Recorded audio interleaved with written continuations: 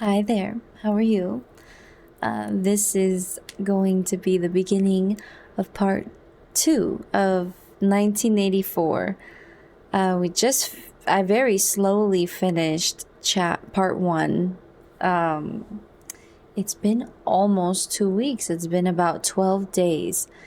So I figured it was time to continue this because we're going to get through this series. But this week I'm going to definitely I'll probably only do 1984 tonight. So very slow going, but there's so many stories to get through. And so, yeah, I'm hoping to get through 3 chapters tonight because they seem short enough. This is a drink of the night. Or the cup of the night, I don't know. So, gosh, where did we leave off on? I think we left off where Winston was spotted. Am I right? Let's see.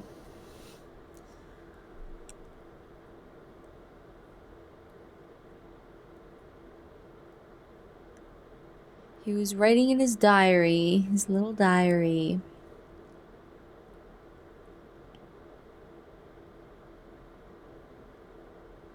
I think he had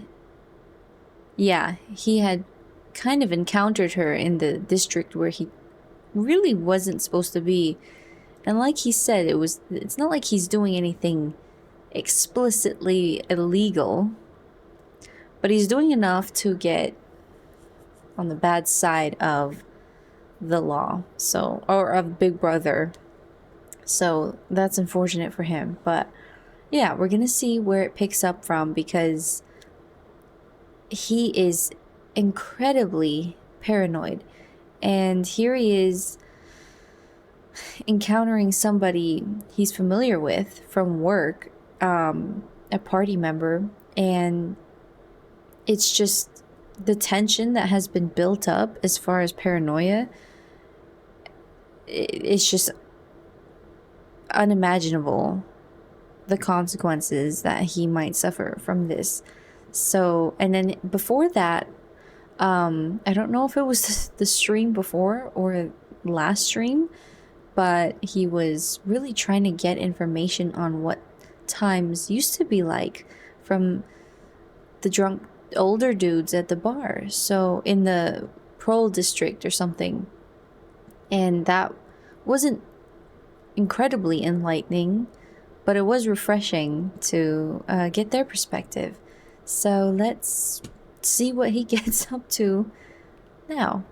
I don't mean to say it as if it's like, some 50s TV show and we're gonna see what Winston's up to because it's very dark. But let's see what Winston's up to. And yeah. So here we go. This is 1984, part 2, chapter 1. It was the middle of the morning, and Winston had left the cubicle to go to the lavatory. A solitary figure was coming toward him from the other end of the long, brightly lit corridor. It was the girl with dark hair. 4 days had gone past since the evening when he had run into her outside the junk shop. As she came nearer, he saw that her right arm was in a sling, not noticeable at a distance because it was one of the same color as her overalls. Probably she had crushed her hand while swinging around one of the big kaleidoscopes on which the plots of novels were roughed in. It was a common accident in the fiction department. They were perhaps 4 meters apart when the girl stumbled and fell almost flat on her face. A sharp cry of pain was wrung out of her. She must have fallen right on the injured arm. Winston stopped short. The girl had risen to her knees. Her face had turned a milky yellow color against which her mouth stood out redder than ever. Her eyes were fixed on his with an appealing expression that looked more like fear than pain. A curious emotion stirred in Winston's heart. In front of him was an enemy who was trying to kill him. In front of him also was a human creature, in pain and perhaps with a broken bone. Already he had instinctively started forward to help her. In the moment when he had seen her fall on the bandaged arm, it had been as though he felt the pain in his own body. "You hurt?" he said. It's nothing. My arm, it'll be all right in a second." She spoke as though her heart were fluttering. She had certainly turned very pale. "You haven't broken anything?" "No, I'm all right. It hurt for a moment, that's all." She held out her free hand to him, and he helped her up. She had regained some of her color and appeared very much better. "It's nothing," she repeated shortly. "I only gave my wrist a bit of a bang. Thanks, comrade." And with that, she walked on in the direction in which she had been going, as briskly as though it had really been nothing. The whole incident could not have taken as much as half a minute. Not to let one's feelings appear in one's face was a habit that had acquired the status of an instinct, and in any case they had been standing straight in front of a telescreen when the thing happened. Nevertheless, it had been very difficult not to betray a momentary surprise, for in the 2 or 3 seconds while he was helping her up, the girl had slipped something into his hand.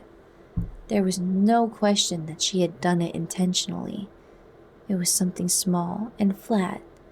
As he passed through the lavatory door, he transferred it to his pocket and felt it with the tips of his fingers. It was a scrap of paper folded into a square. While he stood at the urinal, he managed, with a little more fingering, to get it unfolded. Obviously, there must be a message of some kind written on it. For a moment, he was tempted to take it into one of the water closets and read it at once.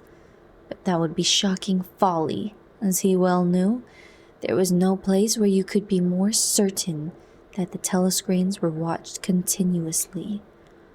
He went back to his cubicle, sat down, threw the fragment of paper casually among the other papers on the desk, put on his spectacles, and hitched the speakwrite towards him. 5 minutes, he told himself. 5 minutes at the very least.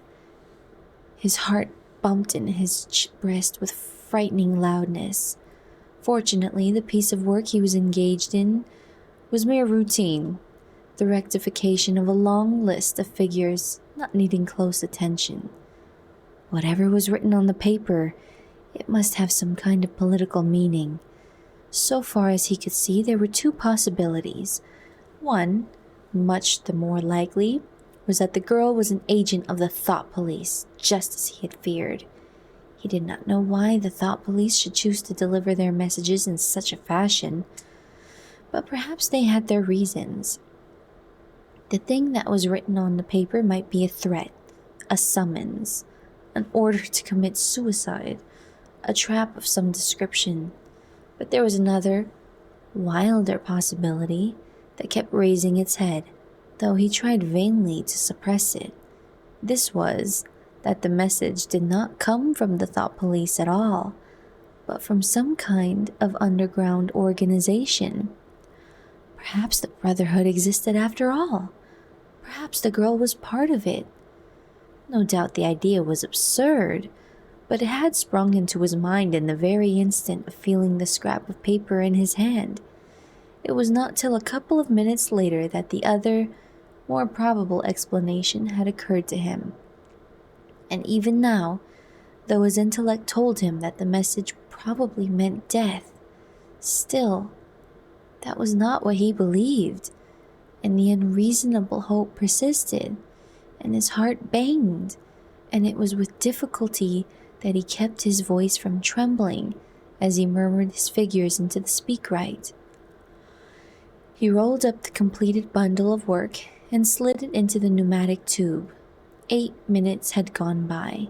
He readjusted his spectacles on his nose, sighed, and drew the next batch of work toward him, with the scrap of paper on top of it.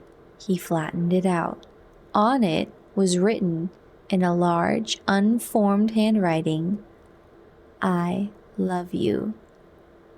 For several seconds, he was too stunned even to throw the incriminating thing into the memory hole. When he did so, although he knew very well the danger of showing too much interest, he could not resist reading it once again, just to make sure that the words were really there. For the rest of the morning, it was very difficult to work. What was even worse than having to focus his mind on a series of niggling jobs was the need to conceal his agitation from the telescreen. He felt as though a fire were burning in his belly. Lunch in the hot, crowded, noise-filled canteen was torment. He had hoped to be alone for a little while during the lunch hour, but as bad luck would have it, the imbecile Parsons flopped down beside him, the tang of his sweat almost defeating the tinny smell of stew, and kept up a stream of talk about the preparations for Heat Week. He's particularly enthusiastic about a papier mache model of Big Brother's head, 2 meters wide, which was being made for the occasion by his daughter's troop of spies. The irritating thing was that in the racket of voices, Winston could hardly hear what Parsons was saying, and was constantly having to ask for some fatuous remark to be repeated. Just once, he caught a glimpse of the girl, at a table with 2 other girls at the far end of the room. She appeared not to have seen him, and he did not look in that direction again. The afternoon was more bearable. Immediately after lunch, there arrived a delicate, difficult piece of work which would take several hours and necessitated putting everything else aside. It consisted in falsifying a series of production reports of 2 years ago in such a way as to cast discredit on a prominent member of the inner party who was now under a cloud. This was the kind of thing that Winston was good at, and for more than 2 hours he succeeded in shutting the girl out of his mind altogether. Then the memory of her face came back, and with it a raging, intolerable desire to be alone. Until he could be alone, it was impossible to think this new development out. Tonight was one of his nights at the community center. He wolfed another tasteless meal in the canteen, hurried off to the center, took part in the solemn foolery of a discussion group, played 2 games of table tennis, swallowed several glasses of gin, and sat for half an hour through a lecture entitled Ingsoc in Relation to Chess. His soul writhed with boredom, but for once he had no impulse to shirk his evening at the center. At the sight of the words "I love you," the desire to stay alive had welled up in him, and the taking of minor risks suddenly seemed stupid. It was not till 23 hours, when he was home and in bed, in the darkness, where you were safe even from the telescreen so long as you kept silent, that he was able to think continuously. It was a physical problem that had to be solved. How to get in touch with the girl and arrange a meeting. He did not consider any longer the possibility that she might be laying some kind of trap for him.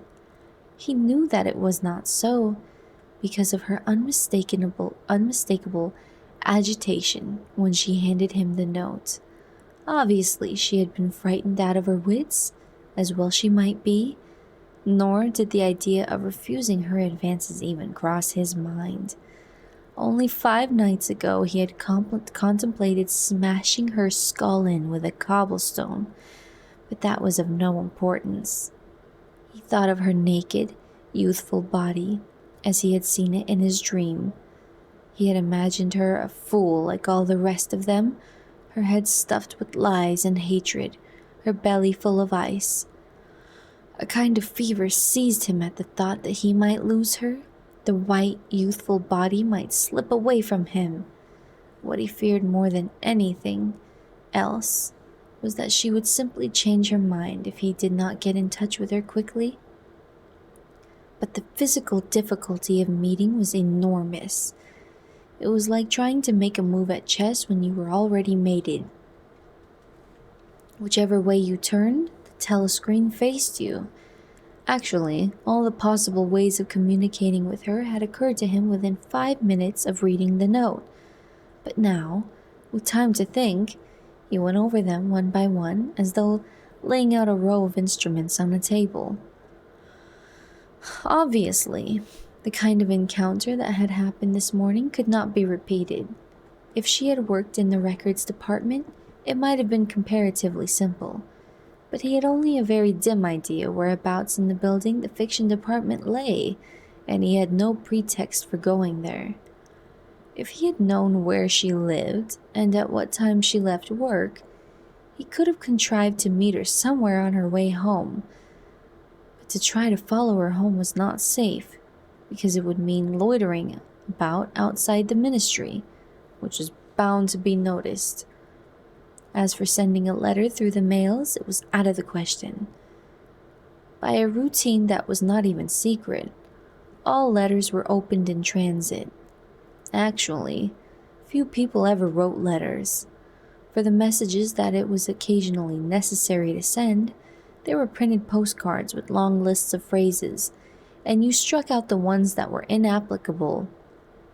In any case, he did not know the girl's name, let alone her address. Finally, he decided that the safest place was the canteen. If he could get her at a table by herself, somewhere in the middle of the room, not too near the telescreens, and with sufficient buzz of conversation all around, if these conditions endured for, say, 30 seconds, it might be possible to exchange a few words. For a week after this, life was like a restless dream.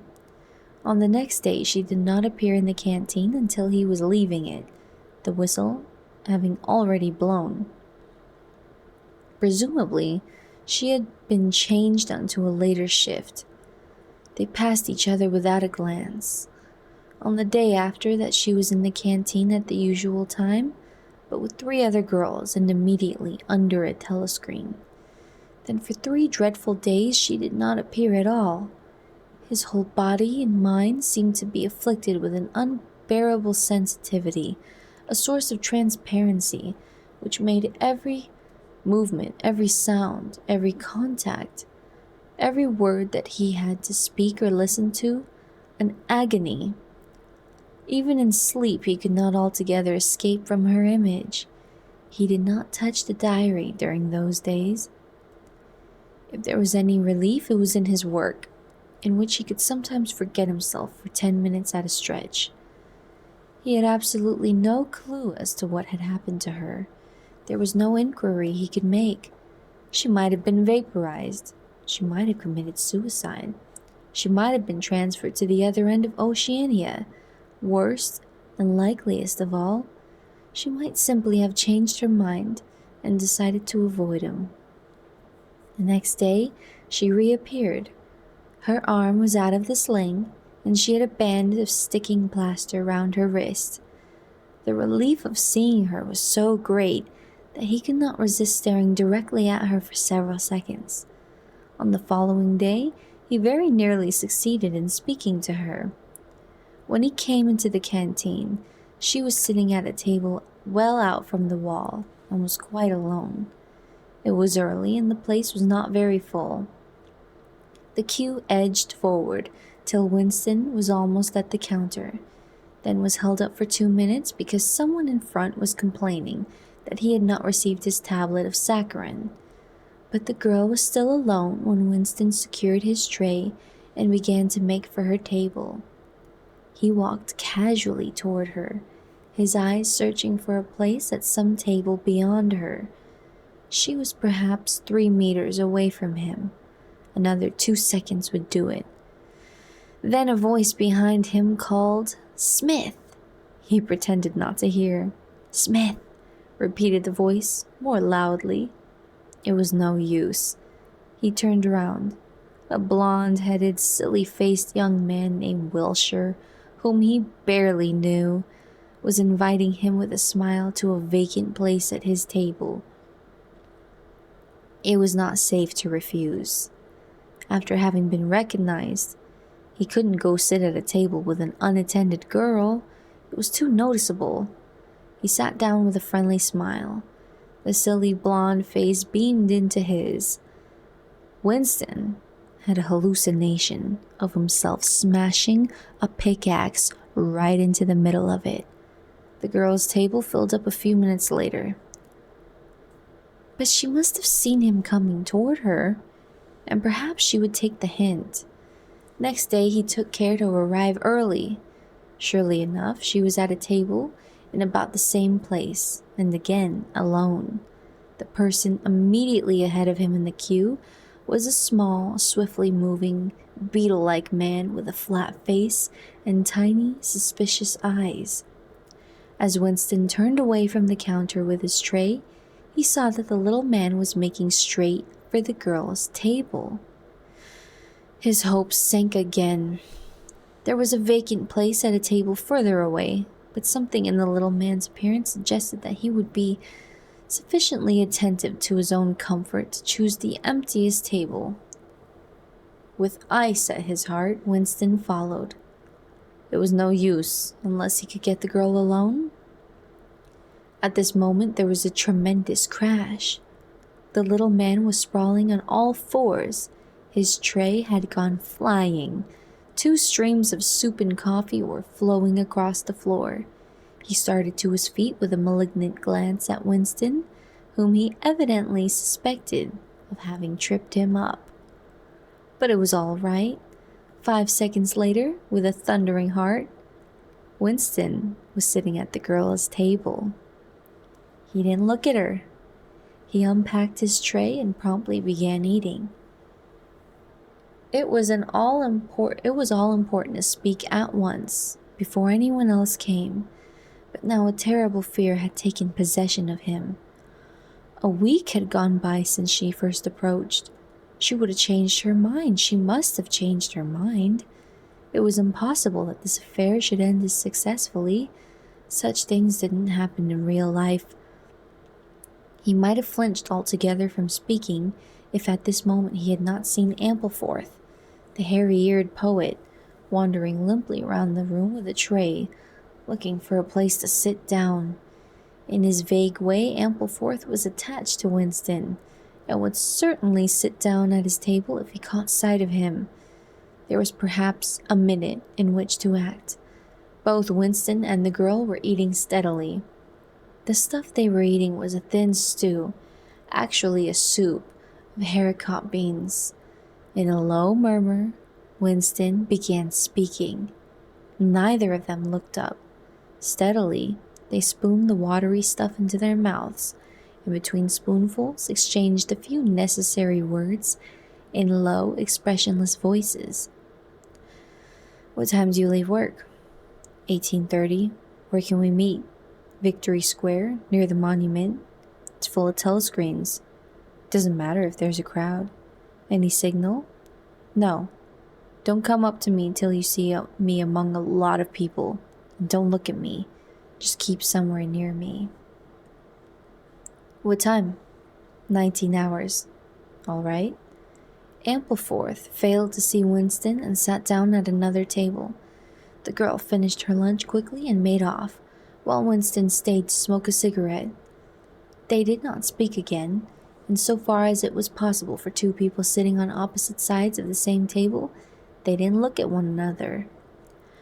Winston was in Victory Square before the appointed time. He wandered around the base of an enormous fluted column, at the top of which Big Brother's statue gazed southward toward the skies where he had vanquished the Eurasian airplanes. The East Asian airplanes, it had been, a few years ago. In the Battle of Airstrip 1, in the street in front of it, there was a statue of a man on horseback, which was supposed to represent Oliver Cromwell. At 5 minutes past the hour, the girl had still not appeared. Again, the terrible fear seized upon Winston. She was not coming. She had changed her mind. He walked slowly up to the north side of the square and got a sort of pale-colored pleasure from identifying St. Martin's Church, whose bells, when it had bells, had chimed You owe me 3 farthings. Then he saw the girl standing at the base of the monument, reading or pretending to read a poster which ran spirally up the column. It wasn't safe to go near her until some more people had accumulated. There were telescreens all around the pediment, but at this moment there was a din of shouting and a zoom of heavy vehicles from somewhere on the left. Suddenly everyone seemed to be running across the square. The girl nipped nimbly round the lines at the base of the monument and joined the rush. Winston followed. As he ran, he gathered from some shouted remarks that a convoy of Eurasian prisoners was passing. Already a dense mass of people was blocking the south side of the square. Winston, at normal times, the kind of person who gravitates to the outer edge of any kind of scrimmage, shoved, butted, squirmed his way forward into the heart of the crowd.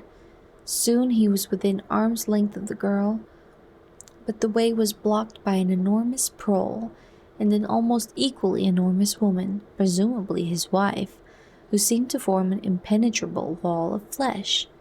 Winston wriggled himself sideways and with a violent lunge managed to drive his shoulder between them. For a moment, it felt as though his entrails were being ground to pulp between the 2 muscular hips. Then he had broken through, sweating a little. He was next to the girl. They were shoulder to shoulder, both staring fixedly in front of them. A long line of trucks with wooden-faced guards, armed with submachine guns standing upright in each corner, was passing slowly down the street. In the trucks, little yellow men in shabby greenish uniforms were squatting, jammed close together. Their sad Mongolian faces gazed out over the sides of the trucks, utterly incurious. Occasionally, when a truck jolted, there was a clank of metal. All the prisoners were wearing leg irons. Truckload after truckload of the sad faces passed. Winston knew they were there, but he saw them only intermittently. The girl's shoulder and her arm, right down to the elbow, were pressed against his. Her cheek was almost near enough for him to feel its warmth. She had immediately taken charge of the situation, just as she had done in the canteen. She began speaking in the same expressionless voice as before, with lips barely moving, a mere murmur easily drowned by the din of voices and the rumbling of the trucks. "Can you hear me?" "Yes." "Can you get Sunday afternoon off?" "Yes." "Then listen carefully. You'll have to remember this. Go to Paddington Station." With a sort of military precision that astonished him, she outlined the route that he was to follow.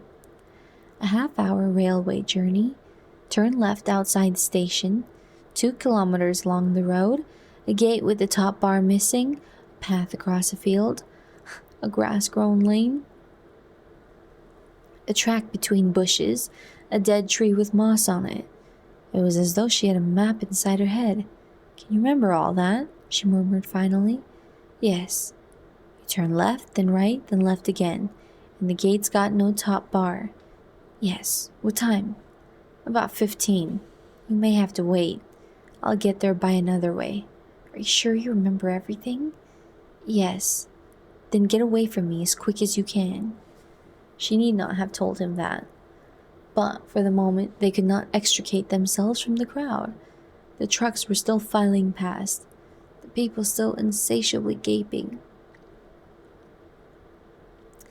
At the start there had been a few boos and hisses, but it came only from the party members among the crowd, and soon had stopped. The prevailing emotion was simply curiosity. Foreigners, whether from Eurasia or East Asia, were a kind of strange animal. One literally never saw them except in the guise of prisoners, and even as prisoners one never got more than a momentary glimpse of them, nor did one know what became of them, apart from the few who were hanged as war criminals. The others simply vanished, presumably into forced labor camps. The round Mongol faces had given way to faces of a more European type, dirty, bearded, and exhausted. From over scrubby cheekbones, eyes looked into Winston's, sometimes with strange intensity, and flashed away again. The convoy was drawing to an end. In the last truck he could see an aged man, his face a mass of grizzled hair, standing upright with wrists crossed in front of him, as though he were used to having them while bound together. It was almost time for Winston and the girl to part, but at the last moment, while the crowd still hemmed them in, her hand felt for his and gave it a fleeting squeeze. It couldn't have been 10 seconds, and yet it seemed a long time that their hands were clasped together. He had time to learn every detail of her hand. He explored the long fingers, the shapely nails, the work-hardened palm with its row of calluses, the smooth flesh under the wrist. Merely from feeling it, he would have known it by sight. In the same instant, it occurred to him that he did not know what color the girl's eyes were. They were probably brown, but people with dark hair sometimes had blue eyes. To turn his head and look at her would have been inconceivable folly. With hands locked together, invisible among the press of bodies, they stared steadily in front of them, and instead of the eyes of the girl, the eyes of the aged prisoner gazed mournfully at Winston out of nests of hair.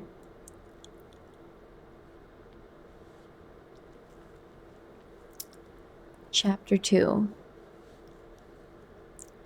Winston picked his way up the lane through the dappled light and shade, stepping out into pools of gold wherever the boughs parted.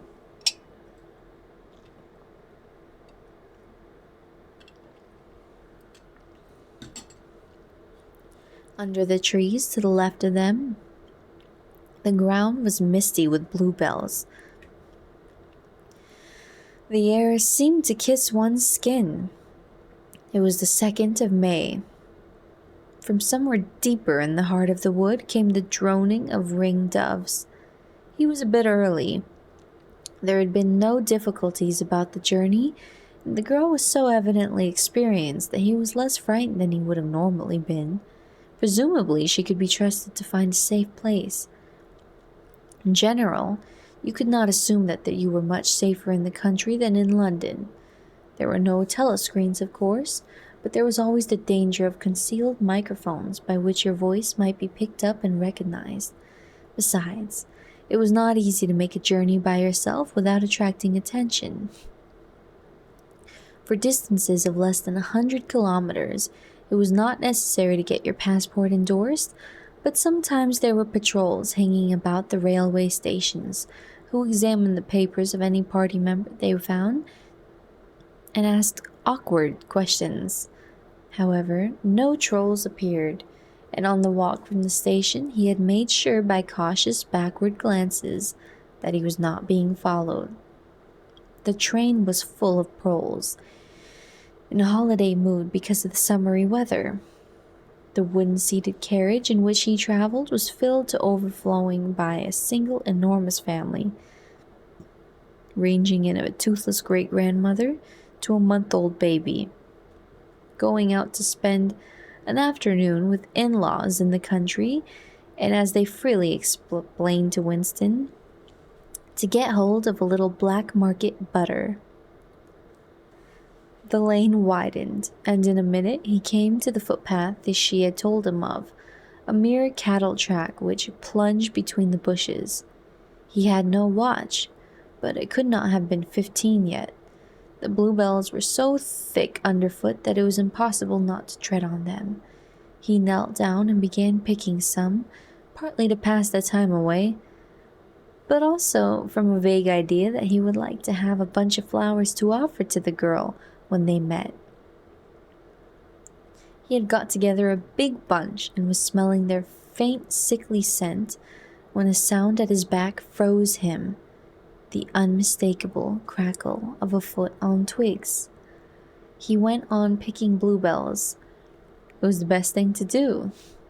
It might be the girl, or he might have been followed after all.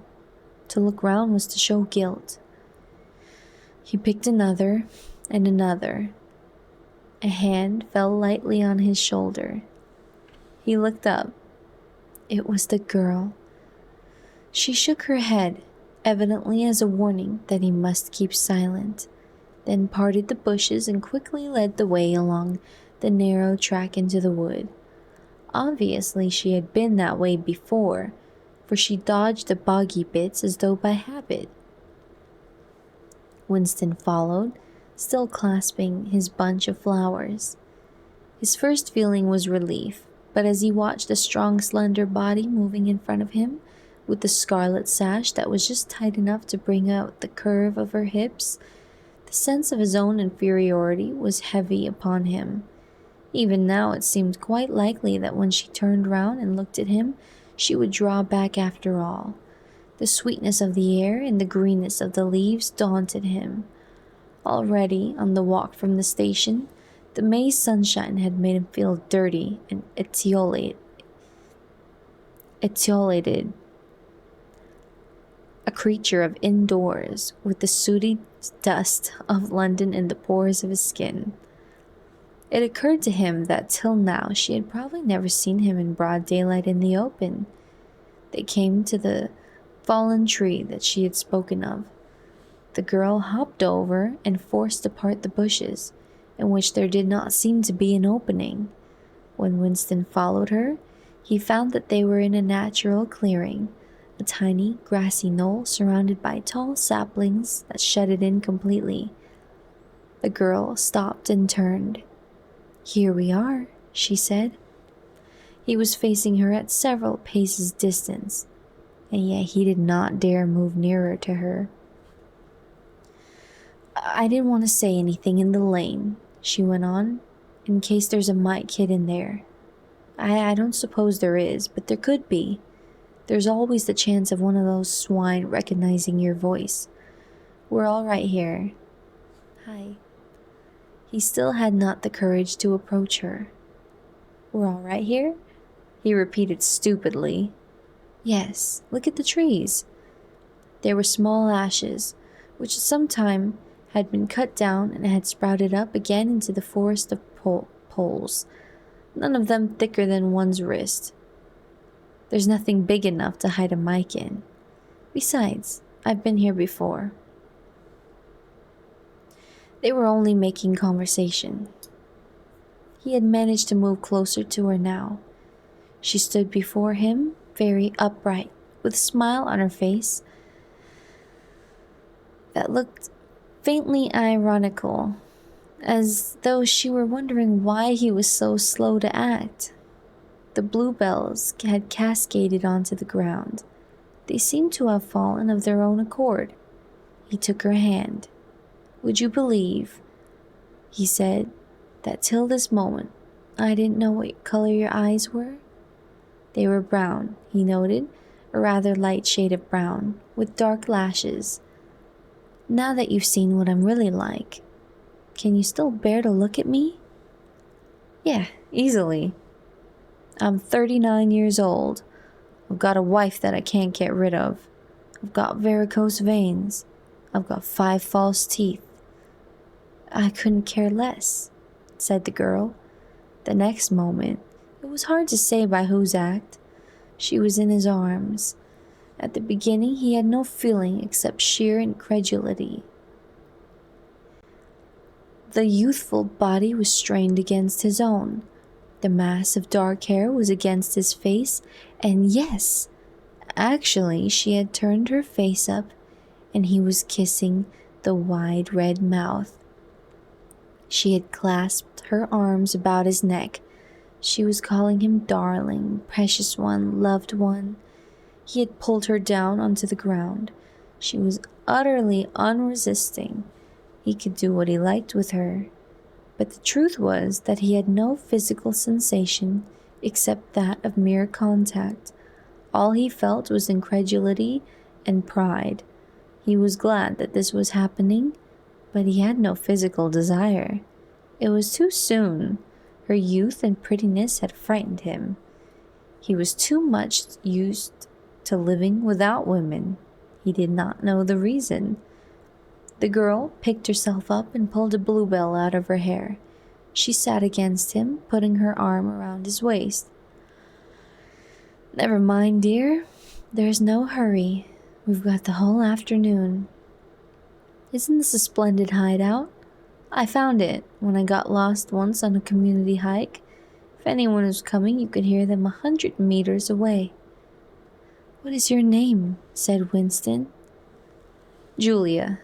I know yours. It's Winston. Winston Smith." "How'd you find that out?" "I expect I'm better at finding things out than you are, dear. Tell me, what did you think of me before that day I gave you the note?" He didn't feel any temptation to tell lies to her.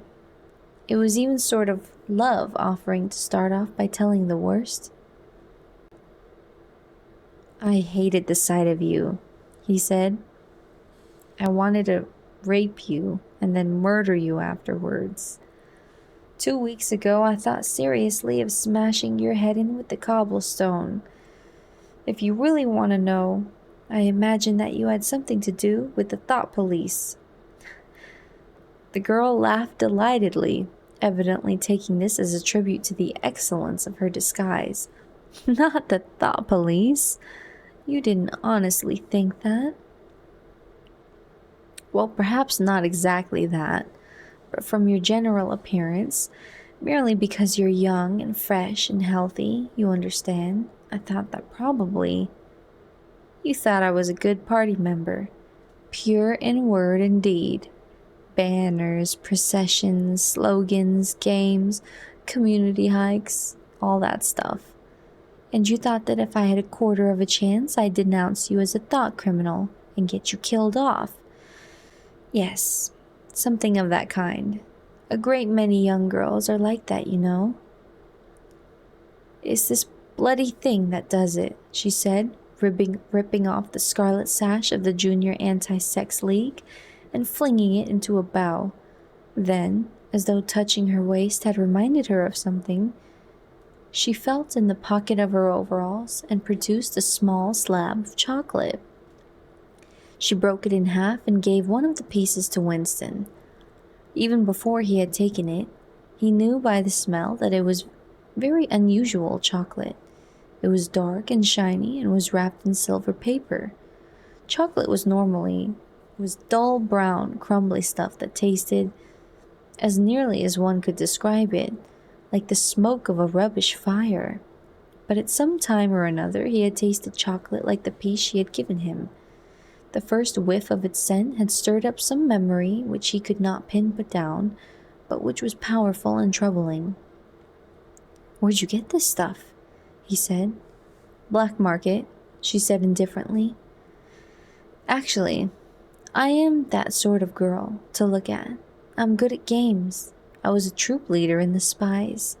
I do voluntary work 3 evenings a week for the Junior Anti-Sex League. Hours and hours I've spent pasting their bloody rot all over London. I always carry one end of a banner in the processions. I always look cheerful, and I never shirk anything. Always yell with the crowd. That's what I say is the only way to be safe."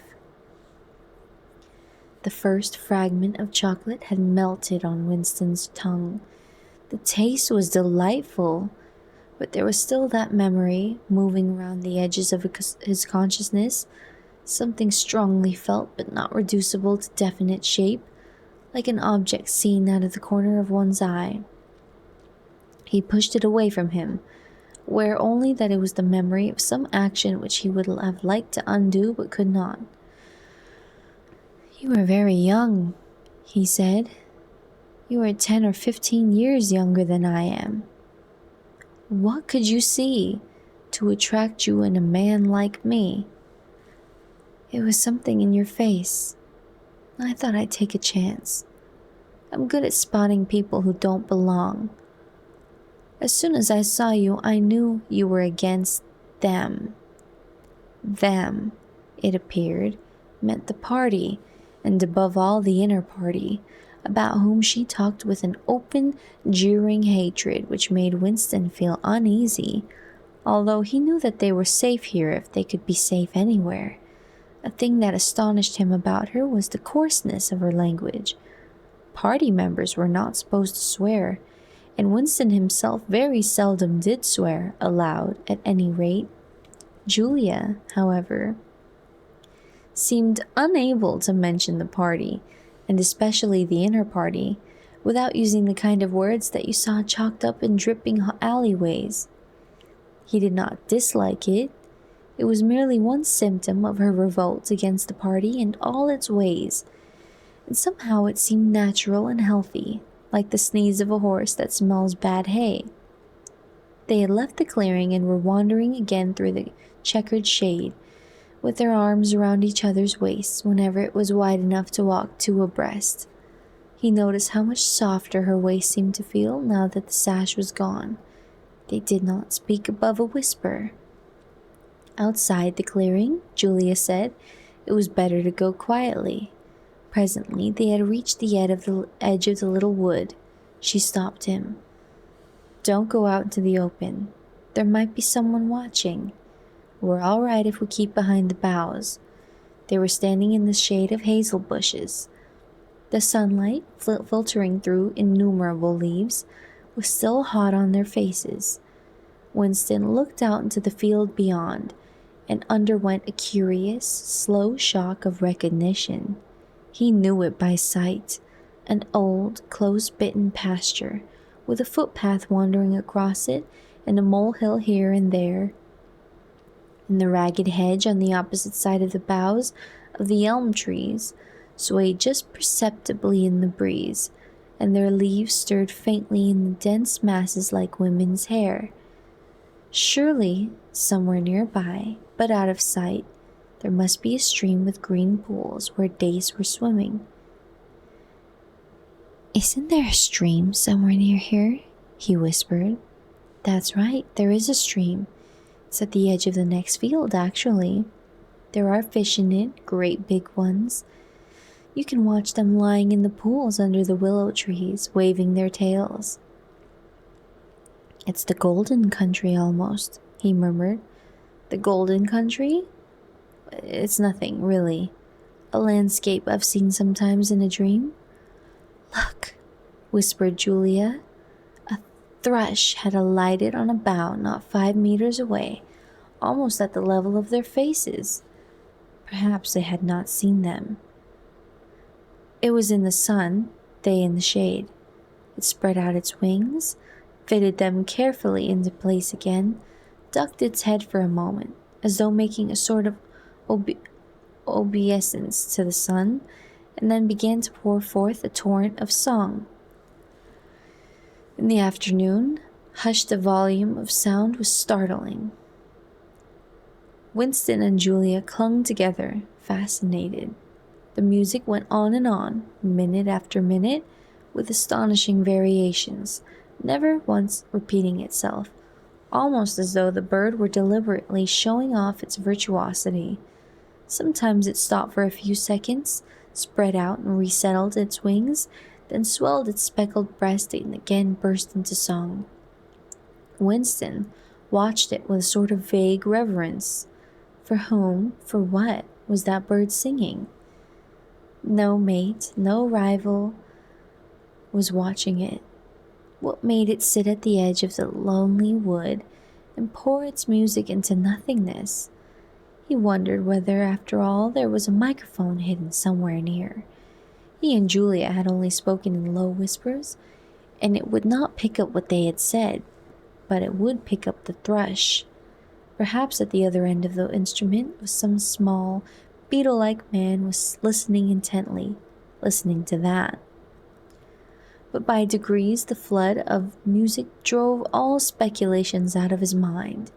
It was as though it were a kind of liquid stuff that poured all over him and got mixed up with the sunlight that filtered through the leaves. He stopped thinking and merely felt. The girl's waist and the bend of his arm was soft and warm. He pulled her round so that they were breast to breast.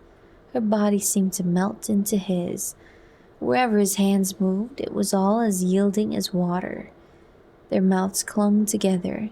It was quite different from the hard kisses they had exchanged earlier. When they moved their faces apart again, both of them sighed deeply. The bird took fright and fled with a clatter of wings. Winston put his lips against her ear. "Now," he whispered. "Not here," she whispered back. "Come back to the hideout. It's safer." Quickly, with an occasional crackle of twigs, they threaded their way back to the clearing. When they were once inside the ring of saplings, she turned and faced him. They were both breathing fast, but the smile had reappeared around the corners of her mouth. She stood looking at him for an instant, then felt at the zipper of her overalls. And yes, it was almost as in his dream. Almost as swiftly as he imagined it, she had torn her clothes off, and when she flung them aside, it was with that same magnificent gesture by which a whole civilization seemed to be annihilated. Her body gleamed white in the sun. But for a moment he did not look at her body. His eyes were anchored by the freckled face with its faint, bold smile. He knelt down before her and took her hands in his. "Have you done this before?" "Of course. Hundreds of times. Well, scores of times anyways." "With party members?"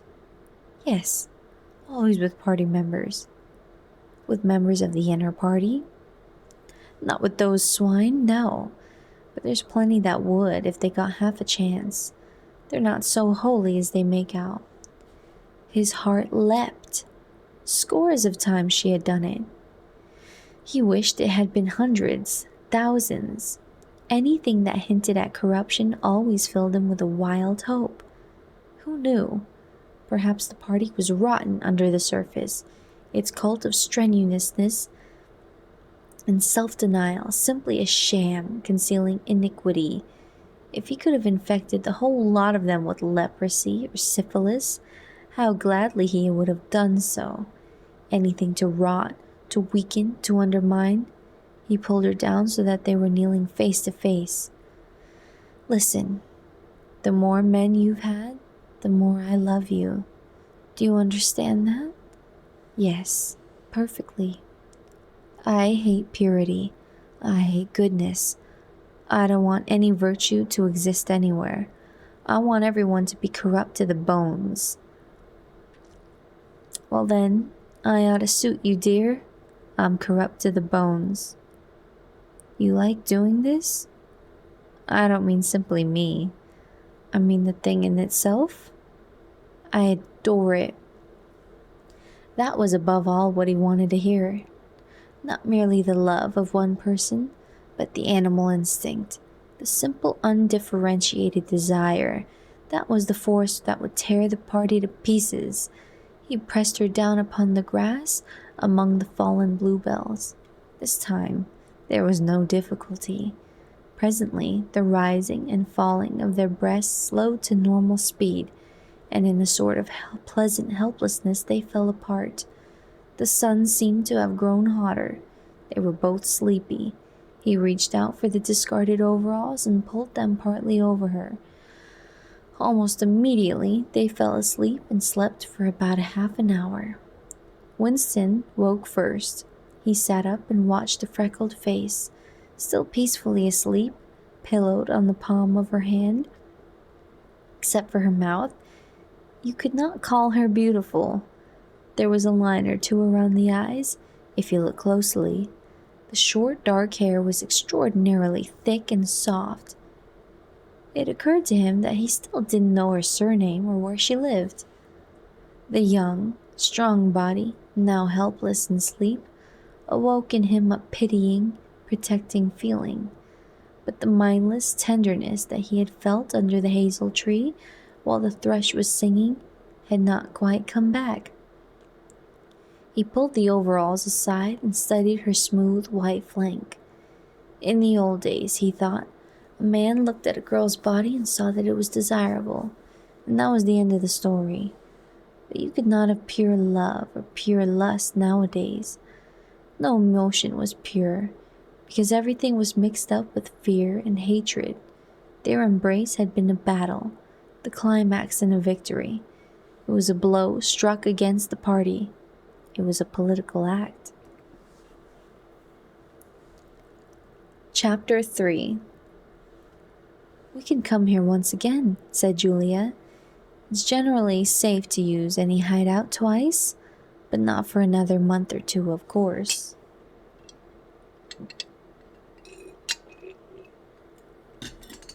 As soon as she woke up, her demeanor had changed. She became alert and businesslike, put her clothes on, knotted the scarlet sash about her waist, and began arranging the details of the journey home. It seemed natural to leave this to her. She obviously had a practical cunning which Winston lacked, and she seemed also to have an exhaustive knowledge of the countryside round London, stored away from innumerable community hikes. The route she gave him was quite different from the one by which he had come, and brought him out at a different railway station. "Never go home the same way as you went out," she said, as though enunciating an important general principle. She would leave first, and Winston was to wait half an hour before following her. She had named a place where they could meet after work 4 evenings hence. It was a street in one of the poorer quarters, where there was an open market which was generally crowded and noisy. She would be hanging about among the stalls, pretending to be in search of shoelaces or sewing thread. If she judged that the coast was clear, she would blow her nose when he approached. Otherwise, he was to walk past her without recognition. But with luck, in the middle of the crowd, it would be safe to talk for a quarter of an hour and arrange another meeting. "And now I must go," she said, as soon as she had mastered his instructions. "I'm due back at 19:30. I've got to put in 2 hours for the Junior Anti-Sex League, handing out leaflets or something. Isn't it bloody? Give me a brush down, would you? Have I got any twigs in my hair? Are you sure? Then goodbye, my love, goodbye." She flung herself into his arms, kissed him almost violently, and a moment later pushed her way through the saplings and disappeared into the wood with very little noise. Even now he had not found out her surname or her address. However, it made no difference, for it was inconceivable that they could ever meet indoors or exchange any kind of written communication. As it happened, they never went back to the clearing in the wood. During the month of May there was only one further occasion on which they actually succeeded in making love. That was in another hiding place known to Julia, the belfry of a ruined church in an almost deserted stretch of country where an atomic bomb had fallen 30 years earlier. It was a good hiding place when once you got there, but the getting there was very dangerous. For the rest, they could meet only in the streets, in a different place every evening, and never for more than half an hour at a time. In the street, it was usually possible to talk after a fashion. As they drifted down the crowded pavements, not quite abreast and never looking at one another, they carried on a curious, intermittent conversation which flicked on and off like the beams of a lighthouse, suddenly nipped into silence by the approach of a party uniform or the proximity of a telescreen, then taken up again minutes later in the middle of a sentence, then abruptly cut short as they parted at the agreed spot, then continued almost without introduction on the following day. Julia appeared to be quite used to this kind of conversation, which she called talking by installments. She was also surprisingly adept at speaking without moving her lips. Just once in almost a month of nightly meetings, they managed to exchange a kiss. They were passing in silence down a side street. Julia would never speak when they were away from main streets. When there was a deafening roar, the earth heaved and the air darkened, and Winston found himself lying on his side, bruised and terrified. A rocket bomb must have dropped quite near at hand. Suddenly, he became aware of Julia's face a few centimeters from his own, deathly white as chalk. Even her lips were white. She was dead.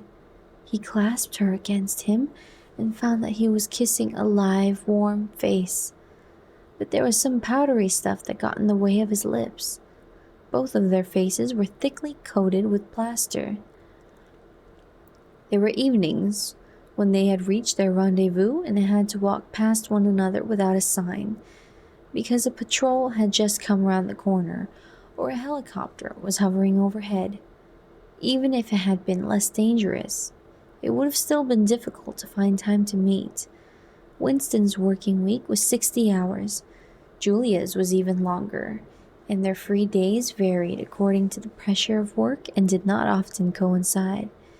Julia, in any case, seldom had an evening completely free.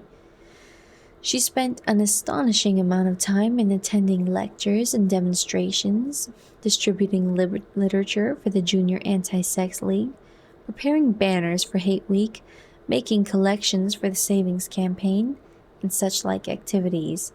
It paid, she said. It was camouflage. If you kept the small rules, you could break the big ones. She even induced Winston to mortgage yet another of his evenings by enrolling himself for the part-time munition work, which was done voluntarily by zealous party members. So one evening, every week, Winston spent 4 hours of paralyzing boredom, screwing together small bits of metal which were probably parts of bomb fuses, in a draughty, ill-lit workshop where the knocking of hammers mingled drearily with the music of the telescreens. When they met in the church, the tower, the gaps in their fragmentary conversation were filled up. It was a blazing afternoon.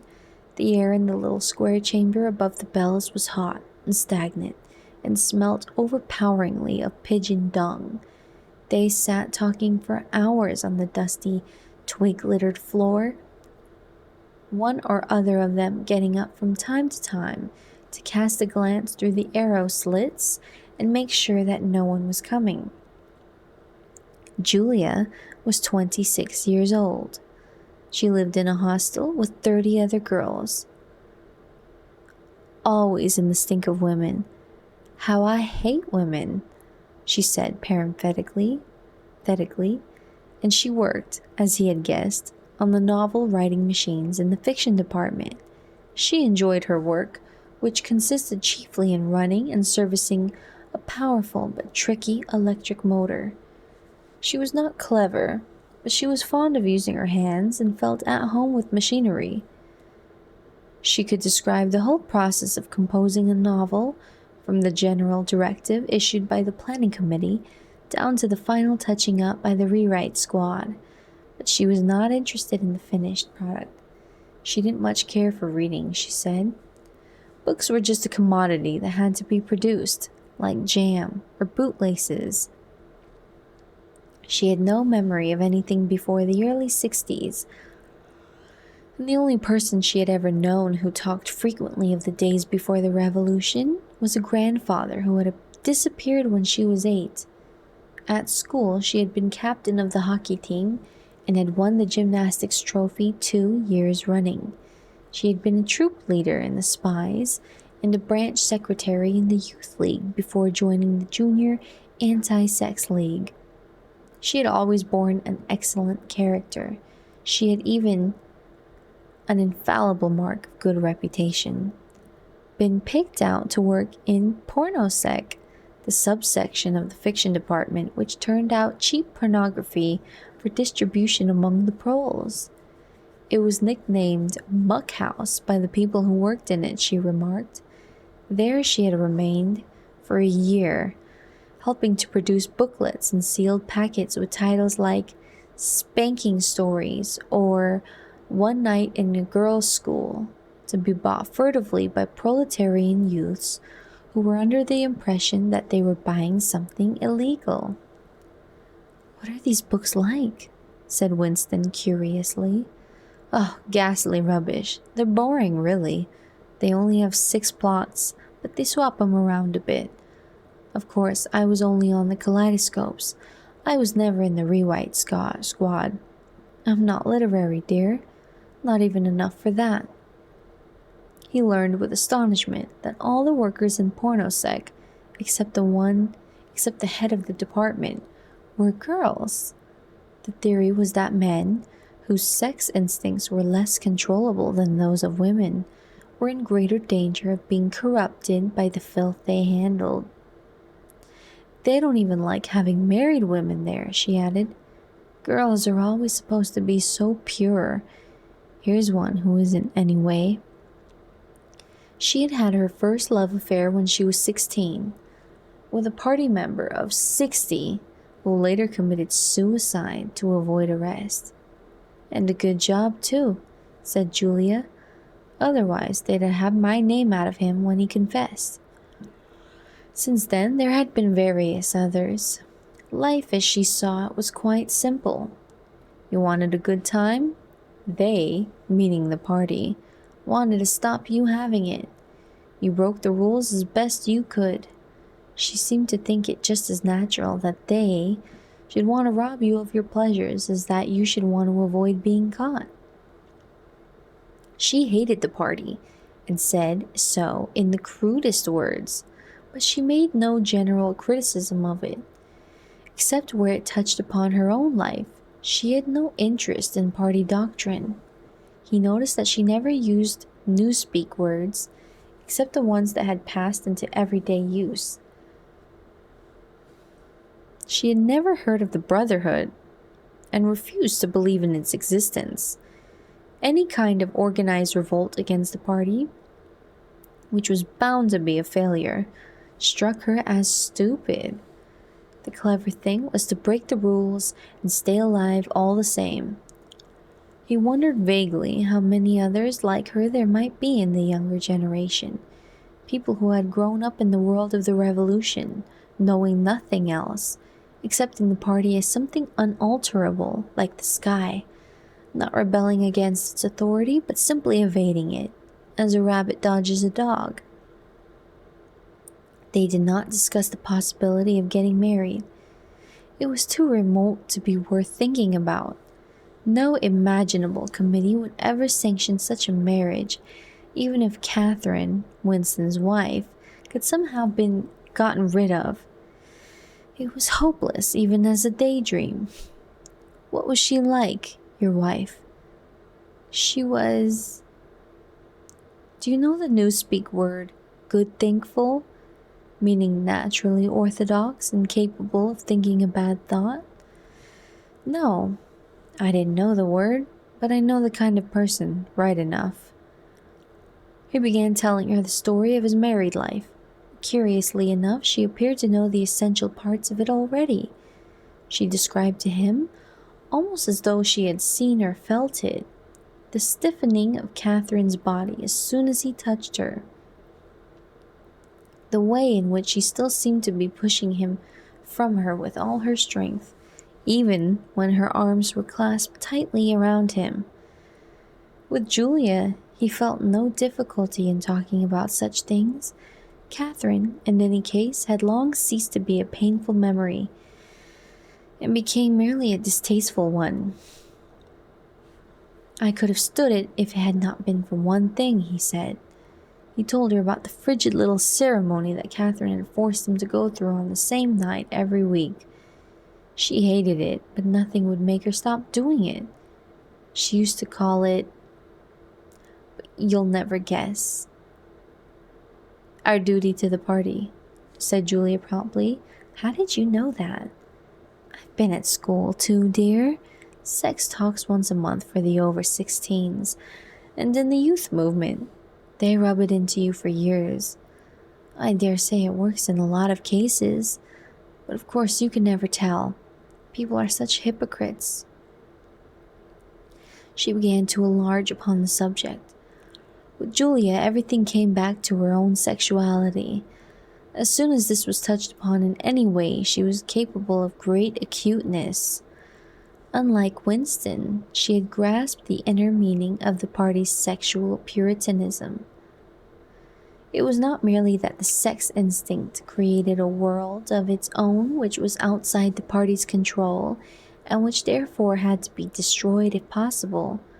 What was more important was that the sexual privation induced hysteria, which was desirable because it could be transformed into war fever and leader worship. The way she put it was, when you make love, you're using up energy, and afterwards you feel happy and don't give a damn for anything. They can't bear for you to feel like that. They want you to be bursting with energy all the time.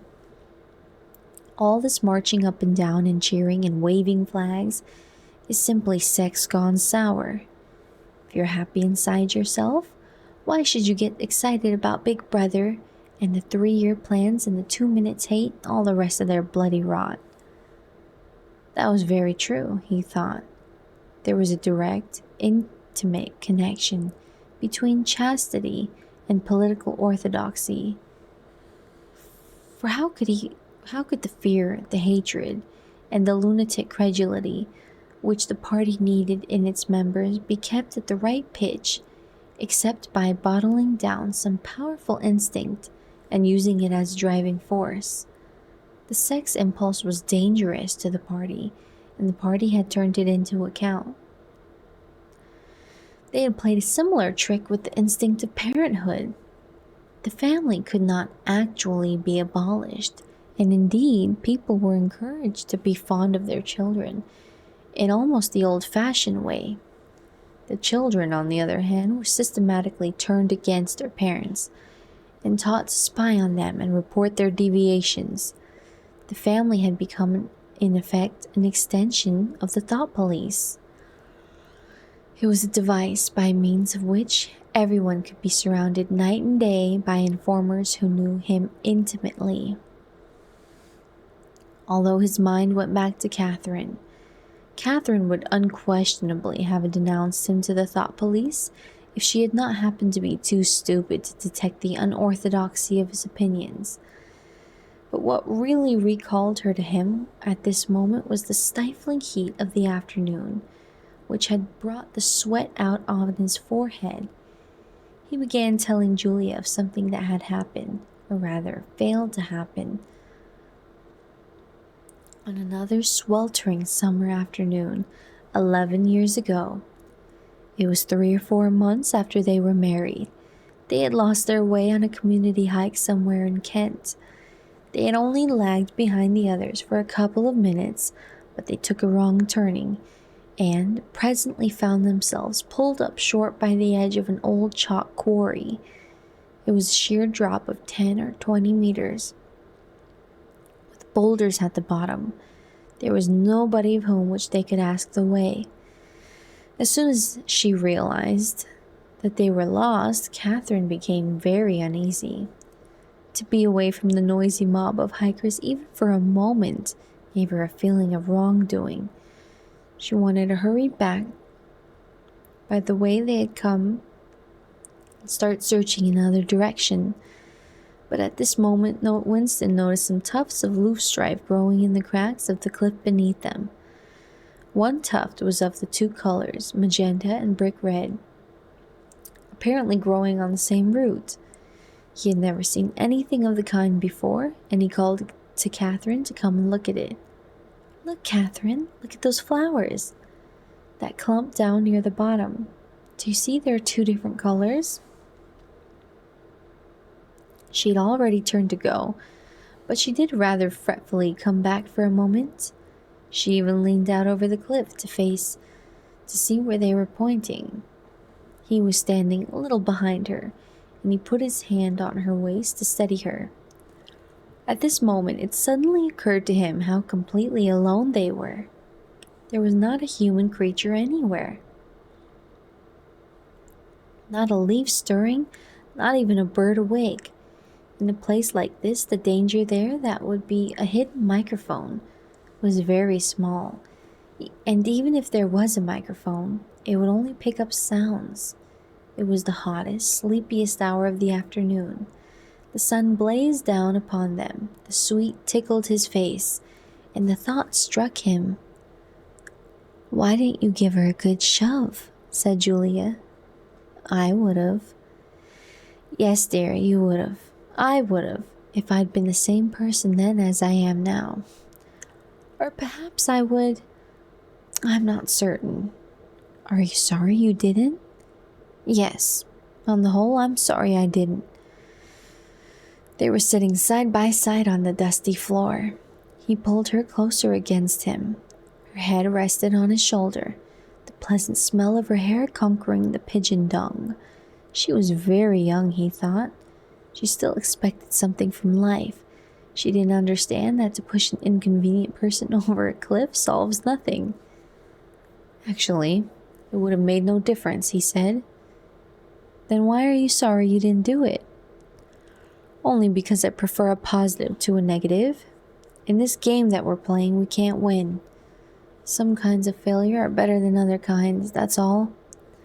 He felt her shoulders give a wriggle of dissent. She always contradicted him when he said anything of this kind. She would not accept it as a law of nature that the individual is always defeated. In a way, she realized that she herself was doomed, and that sooner or later the thought police would catch her and kill her. But with another part of her mind, she believed that it was somehow possible to construct a secret world in which you could live as you choose. All you needed was luck and cunning and boldness. She did not understand that there was no such thing as happiness, that the only victory lay in the far future, long after you were dead, that from the moment of declaring war on the party, it was better to think of yourself as a corpse. We are the dead, he said. We're not dead yet, said Julia prosaically. Not physically. 6 months, a year, 5 years conceivably. I am afraid of death. You are young, so presumably you're more afraid of it than I am. Obviously, we shall put it off as long as we can. But it makes very little difference. So long as human beings stay human, death and life are the same thing. Oh, rubbish. Which would you sooner sleep with, me or a skeleton? Don't you enjoy being alive? Don't you like feeling? This is me, this is my hand, this is my leg. I'm real, I'm solid, I'm alive. Don't you like this? She twisted herself round and pressed her bosom against him. He could feel her breasts, ripe yet firm, through her overalls. Her body seemed to be pouring some of its youth and vigor into his. Yes, I like that, he said. Then stop talking about dying. And now, listen, dear, we've got to fix up about the next time we meet. We may as well go back to the place in the wood. We've given it a good long rest. But you must get there by a different way this time. I've got it all planned out. You take the train, but look, I'll draw it out for you. And in her practical way, she scraped together a small square of dust, and with a twig from a pigeon's nest, began drawing a map on the floor. And that is the end of chapter 3 of part 2. I'm gonna stop there. I don't know if you noticed, but like sometimes I just completely stop, maybe even mid-sentence, because I'm starting to fall asleep. If it helps any of you guys fall asleep, then you best believe it's helping me fall asleep too. But okay, so these last 3 chapters, homeboy, he's having a great time. I struggle between having like a very serious, insightful, if possible, discussion on the book, but I also just like to find the humor in it, because these were kind of a naughty 3 chapters, and doesn't it feel a little silly? I read this like well over 10 years ago for school, And I don't remember much of it, but reading it now, because I'm basically I'm her age, Julia's age. And yeah, the world that she's in is completely different than the world that someone like me is in, but it just feels so ridiculous. Winston is described as kind of gnarly. Um, you know, they keep mentioning his, what is it? It's like an ulcer or something, his varicose veins. He's kind of unwell, like he's kind of unhealthy, scrawny, skinny, and she is just so into him. And what's even further surprising to me is that she's so into him, considering that she's been with tons and tons of people before. She really is a little bit of the town pike. But I appreciate that Winston sees her, what's the word, promiscuity, as kind of a beautiful act of rebellion against the party and the ridiculous overbearing principles that they push onto the youth. So there's that. And I could see that as a driving force for her.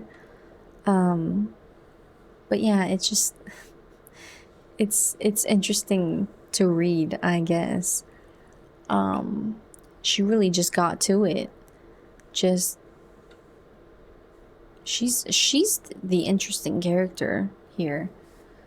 Winston's interesting. I mean, there's groundwork being laid as to the type of person he is, with his insecurities, his hyper paranoia, his hatred for the party. But did I say his insecurities? These are all traits that are concerning when they all coexist within a single person in this type of surveillance state, I guess. I don't know if any of that makes sense. But yeah, that was a horny 3 chapters. But at least Winston has someone to talk openly to, and he's not just writing in his diary. So interesting to see how Julia will affect his, not just his thoughts, which is a big part of the story, how stray rebellious thoughts can snowball into actions, and why just the mere why thought crime is already such a punishable act. He's so far into the thought crimes. It can't turn out well. So I'm interested to see how this enormous influence, this Julia girl, is going to completely kind of set him. No matter what happens, he's basically set on a path of destruction, because either he continues in indulging in complete rebellion against Big Brother with Julia and their secret rendezvous, or we find out what kind of man he is at the end of the day. And so I'm anticipating that for the next few chapters of part 2. But genuinely, I don't really remember how it ends. I just remember that it leaves you with a really upsetting, bleak, devastating worldview, maybe. So yeah, we've got that to look forward to. Hope you're enjoying it. So yeah, that's all I've got. So if you wanted to discuss it further, then I encourage you to leave a comment, or if you even want to like joke around, post memes or fan casts. I do have like a book discussion channel on my Discord, and that's always fun. So, but if not, then I hope you enjoyed the story, and if not, then I hope you enjoyed the sleep aid potentially. So, thanks. I'll see you tomorrow with not 1984, but some other reading. So, hope you enjoyed this, and I hope you have a good night or a good day, whatever time it is for you, and I'll see you next time. Bye.